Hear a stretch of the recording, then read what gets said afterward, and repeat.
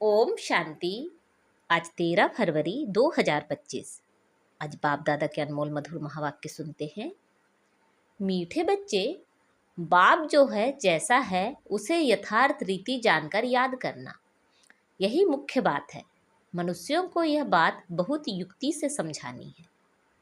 आज की मुरली में प्रश्न है, सारे यूनिवर्स के लिए कौन सी पढ़ाई है जो यहाँ ही तुम पढ़ते हो? उत्तर है, सारे यूनिवर्स के लिए यही पढ़ाई है कि तुम सब आत्मा हो। आत्मा समझकर बाप को याद करो तो पावन बन जाएंगे। सारे यूनिवर्स का जो बाप है वह एक ही बार आते हैं सबको पावन बनाने। वही रचता और रचना की नॉलेज देते हैं। इसलिए वास्तव में यह एक ही यूनिवर्सिटी है। यह बात बच्चों को स्पष्ट कर समझानी है। ओम शांति। भगवान आज अब यह तो रूहानी बच्चे समझते हैं कि भगवान कौन है। भारत में कोई भी यथार्थ रीति जानते नहीं। कहते भी हैं, मैं जो हूँ जैसा हूँ, मुझे यथार्थ रीति कोई नहीं जानते। तुम्हारे में भी नंबरवार हैं। नंबरवार पुरुषार्थ अनुसार जानते हैं। भल यहाँ रहते हैं परंतु यथार्थ रीति से नहीं जानते। यथार्थ रीति जानकर और बाप को याद करना यह बड़ी मुश्किलात है।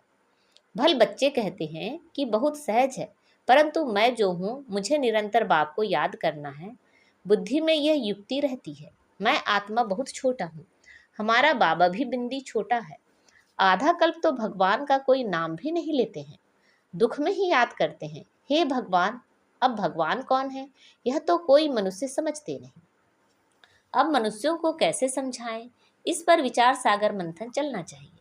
नाम भी लिखा हुआ है, प्रजापिता ब्रह्मा कुमारी ईश्वरी विश्वविद्यालय। इससे भी समझते नहीं हैं कि यह रूहानी बेहद के बाप का ईश्वरी विश्वविद्यालय है। अब क्या नाम रखें जो मनुष्य झट समझ जाएं? जैसे मनुष्यों को समझाएं कि यह यूनिवर्सिटी है। यूनिवर्स से यूनिवर्सिटी अक्षर निकला है। यूनिवर्स अर्थात सारा वर्ल्ड, उसका नाम रखा है यूनिवर्सिटी, जिसमें सब मनुष्य पढ़ सकते हैं। यूनिवर्स के पढ़ने के लिए यूनिवर्सिटी है। अब वास्तव में यूनिवर्स के लिए तो एक ही बाप आते हैं, उनकी यह एक ही यूनिवर्सिटी है। एम ऑब्जेक्ट भी एक है। बाप ही आकर सारे यूनिवर्स को पावन बनाते हैं, योग सिखाते हैं। यह तो सब धर्म वाले के लिए है। कहते हैं अपने को आत्मा समझो, सारे यूनिवर्स का बाप है, इनकॉर्पोरियल गॉड फादर। तो क्यों ना इसका नाम spiritual university of spiritual incorporeal God father रखें। ख्याल किया जाता है ना, मनुष्य ऐसे हैं जो सारे वर्ल्ड में बाप को एक भी नहीं जानते हैं। रचता को जाने तो रचना को भी जाने। रचता द्वारा ही रचना को जाना जा सकता है। बाप बच्चों को सब कुछ समझा देंगे और कोई भी जानते नहीं। ऋषि मुनि भी नेति नेति करते गए तो बाप कहते हैं तुमको पहले यह रचता और रचना की नॉलेज नहीं थी, अभी रचता ने समझाया है। बाप कहते हैं मुझे सब पुकारते भी हैं कि आकर हमको सुख शांति दो, क्योंकि अभी दुख अशांति है। उनका नाम ही है दुख हरता सुख करता। वह कौन है? भगवान। वह कैसे दुख हर कर सुख देते हैं यह कोई नहीं जानते हैं। तो ऐसा क्लियर कर लिखें जो मनुष्य समझें। निराकार गॉड फादर ही यह नॉलेज देते हैं। ऐसे ऐसे विचार सागर मंथन करना चाहिए। बाप समझाते हैं मनुष्य सभी हैं पत्थर बुद्धि, अभी तुमको पारस बुद्धि बना रहे हैं। वास्तव में पारस बुद्धि उन्हें कहेंगे जो कम से कम 50 से अधिक मार्क्स लें। फेल होने वाले पारस बुद्धि नहीं। यह भी कोई समझते नहीं कि राम को बाण क्यों दिखाए हैं। श्री कृष्ण को सुदर्शन चक्र दिखाया है कि उसने सबको मारा, और राम को बाण दिखाए हैं। एक खास मैगजीन निकली है जिसमें दिखाया है श्री कृष्ण कैसे सुदर्शन चक्र से अकासुर बकासुर आदि को मारते हैं। दोनों को हिंसक बना दिया है और फिर डबल अहिंसक बना दिया है। कहते हैं उन्हों को भी बच्चे पैदा हुए ना। अरे वह है ही निर्विकारी देवी देवता, वहाँ रावण राज्य है ही नहीं। इस समय रावण संप्रदाय कहा जाता है। अभी तुम समझते हो हम योग बल से विश्व की बादशाही लेते हैं, तो क्या योग बल से बच्चे नहीं हो सकते? वह है ही निर्विकारी दुनिया। अभी तुम शुद्ध से ब्राह्मण बने हो। ऐसा अच्छी रीति समझाना है तो मनुष्य समझे, इनके पास पूरा ज्ञान है। थोड़ा भी इस बात को समझेंगे तो समझा जाएगा यह ब्राह्मण कुल का है। कोई के लिए तो झट समझ जाएंगे यह ब्राह्मण कुल का है नहीं। आते तो अनेक प्रकार के हैं ना। तो तुम spiritual university of spiritual incorporeal God father लिखकर देखो क्या होता है। विचार सागर मंथन कर अक्षर मिलाने होते हैं। इसमें बड़ी युक्ति चाहिए लिखने की। जो मनुष्य समझे, यहाँ यह नॉलेज गॉड फादर समझाते हैं अथवा राजयोग सिखलाते हैं। यह अक्षर भी कॉमन है। जीवन मुक्ति डीटी सावरंटी इन सेकेंड। ऐसे ऐसे अक्षर हों जो मनुष्यों की बुद्धि में बैठे। ब्रह्मा द्वारा विष्णुपुरी की स्थापना होती है। मन मनाभव का अर्थ है बाप और वर्षे को याद करो। तुम हो ब्रह्मा मुख वंशावली, ब्राह्मण कुलभूषण, स्वदर्शन चक्रधारी। अब वह तो स्वदर्शन चक्र विष्णु को दिखाते हैं, श्री कृष्ण को भी 4 भुजाएं दिखाते हैं। अब उनको 4 भुजाएं हो कैसे सकती। बाप कितना अच्छी रीति समझाते हैं। बच्चों को बड़ा विशाल बुद्धि पारस बुद्धि बनना है। सतयुग में यथा राजा रानी तथा प्रजा पारस बुद्धि कहेंगे ना। वह है पारस दुनिया, यह है पत्थरों की दुनिया। तुमको यह नॉलेज मिलती है मनुष्य से देवता बनने की। तुम अपना राज्य श्रीमत पर फिर से स्थापन कर रहे हो। बाबा हमको युक्ति बतलाते हैं कि राजा महाराजा कैसे बन सकते हो। तुम्हारी बुद्धि में यह ज्ञान भरा जाता है औरों को समझाने के लिए। गोले पर समझाना भी बड़ा सहज है। इस समय जनसंख्या देखो कितनी है। सतयुग में कितने थोड़े होते हैं।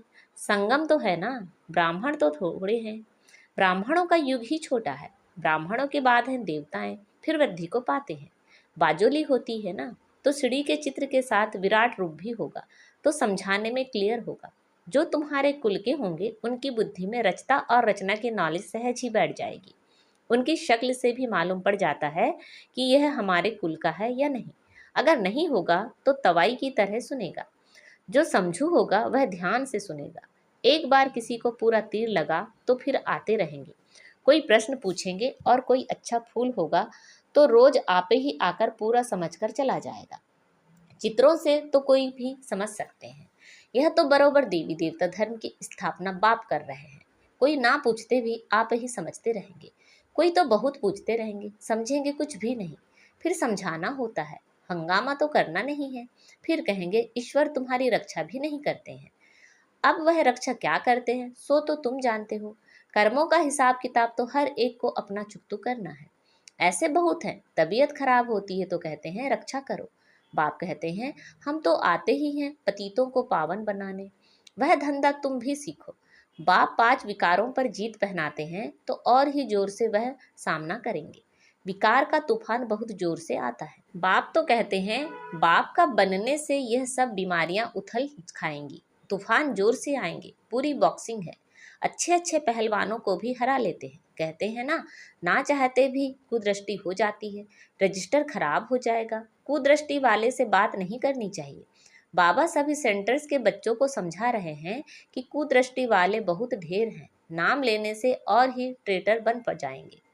अपने सत्यानाश करने वाले उल्टे काम करने लग पड़ते हैं। काम विकार नाक से पकड़ लेता है, माया छोड़ती नहीं है। कुकर्म कुदृष्टि कुवचन निकल पड़ते हैं, कुचलन हो पड़ती है। इसलिए बहुत बहुत सावधान रहना है। तुम बच्चे जब प्रदर्शनी आदि करते हो तो ऐसी युक्ति रचो जो कोई भी सहज समझ सके। यह गीता ज्ञान स्वयं बाप पढ़ा रहे हैं। इसमें कोई शास्त्र आदि की बात नहीं है। यह तो पढ़ाई है। किताब गीता तो यहाँ है नहीं। बाप पढ़ाते हैं, किताब थोड़े ही हाथ में उठाते हैं। फिर यह गीता नाम कहाँ से आया। यह सब धर्म शास्त्र बनते ही बाद में है। कितने अनेक मठ पंथ हैं, सबके अपने अपने शास्त्र हैं। टाल डाल जो भी हैं, छोटे छोटे मठ पंथ, उनके भी शास्त्र आदि अपने अपने हैं। तो वह हो गए सब बाल बच्चे, उनसे तो मुक्ति मिल ना सके। सर्वशास्त्र में शिरोमणि गीता गाई हुई है। गीता का भी ज्ञान सुनाने वाले होंगे ना, तो यह नॉलेज बाप ही आकर देते हैं। कोई भी शास्त्र आदि हाथ में थोड़े ही है। मैं भी शास्त्र नहीं पढ़ा हूँ, तुमको भी नहीं पढ़ाते हैं। वह सीखते हैं सिखलाते हैं। यहाँ शास्त्रों की बात नहीं, बाप है ही नॉलेजफुल।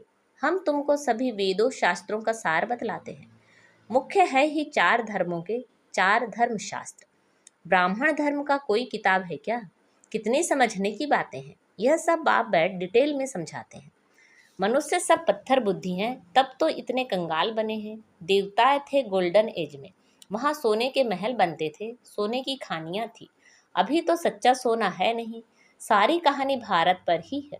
तुम देवी देवता पारस बुद्धि थे, विश्व पर राज्य करते थे। अभी स्मृति आई है, हम स्वर्ग के मालिक थे, फिर नर्क के मालिक बने हैं, अब फिर पारस बुद्धि बनते हैं। यह ज्ञान तुम बच्चों की बुद्धि में है, जो फिर औरों को समझाना है। ड्रामा अनुसार पाठ चलता रहता है, जो टाइम पास होता है सो एक्यूरेट, फिर भी पुरुषार्थ तो कराएंगे ना। जिन बच्चों को नशा है कि स्वयं भगवान हमको हेवन का मालिक बनाने के लिए पुरुषार्थ कराते हैं, उनकी शक्ल बड़ी फर्स्ट क्लास खुशनुमा रहती है। बाप आते भी हैं बच्चों को पुरुषार्थ कराने, प्रारब्ध के लिए। यह भी तुम जानते हो, दुनिया में थोड़े ही कोई जानते हैं। हेवन का मालिक बनाने भगवान पुरुषार्थ कराते हैं तो खुशी होनी चाहिए, शक्ल बड़ी फर्स्ट क्लास खुशनुमा होनी चाहिए।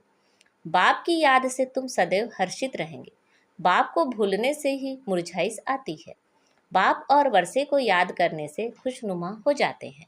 हर एक की सर्विस से समझा जाता है, बाप को बच्चे की खुशबू तो आती है ना। सपूत बच्चों से खुशबू आती है, कपूत से बदबू आती है। बगीचे में खुशबूदार फूल को ही उठाने के लिए दिल होगी, अक को कौन उठाएंगे। बाप को यथार्थ रीति याद करने से ही विकर्म विनाश होंगे। अच्छा, मीठे मीठे सिखिलते बच्चों प्रति माता पिता बाप दादा का याद प्यार और गुड मॉर्निंग। रूहानी बाप की रूहानी बच्चों को नमस्ते। हम सब रूहानी बच्चों की रूहानी माता पिता बाप दादा को याद प्यार गुड मॉर्निंग और नमस्ते। आज की मुरली से धारणा के लिए मुख्य सार हैं। माया की बॉक्सिंग में हारना नहीं है। ध्यान रहे कभी मुख से कुवचन ना निकले, कुदृष्टि कुचलन कुकर्म ना हो जाए। फर्स्ट क्लास खुशबूदार फूल बनना है। नशा रहे कि स्वयं भगवान हमको पढ़ाते हैं। बाप की याद में रह सदैव हर्षित रहना है, कभी मुरझाना नहीं है। आज बाबा ने हमें वरदान दिया है, चैलेंज और प्रैक्टिकल की समानता द्वारा स्वयं को पापों से सेफ रखने वाले विश्व सेवाधारी भव। चैलेंज और प्रैक्टिकल की समानता द्वारा स्वयं को पापों से सेफ रखने वाले विश्व सेवाधारी भव।